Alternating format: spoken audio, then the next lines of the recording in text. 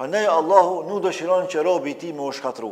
Përkundër gabimeve të mëdha që mund t'i bëj, ai jep hapësirë dhe mundësi me u pendu, sepse Allahu e do robin e tij, e do dha atë që mëkaton, e do dha atë që gabon, prandaj jep afat dhe mundësi me u kthy tek Zoti i tij.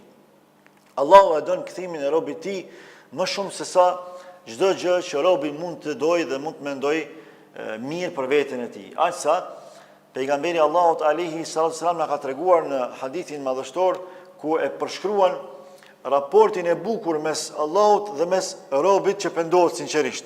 Thot, Allahu gëzohet me robin e tij që pendohet më shumë se sa një njeri në shkretir që e hum kafshën e tij me harxh e me pije që i ka për me mbet gjallë, për një moment i hum kafsha, i hum edhe harxhi, ushqimi pija, dhe paramendon në shkretin si mund me mbjetu njeriu.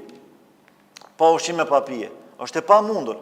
Dhe paramendon edhe më shumë se sa me ngull me kërkon këtë kafsh, edhe me çfarë përpjekje, me çfarë përkushtimi, po nuk e gjen, e kërkon në gjitha anët, nuk e gjen, derisa i vije koha me vdek, i vije koha me dhon shpirt.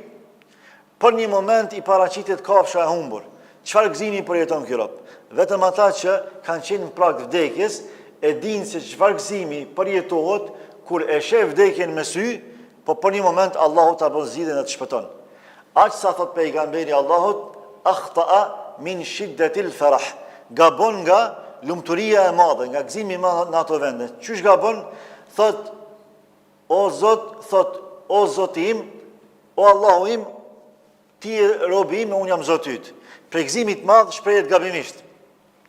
E Allahu thot gëzohet më shumë me pendimin e robit të tij se sa robi i tij me shpëtimin e jetës së tij.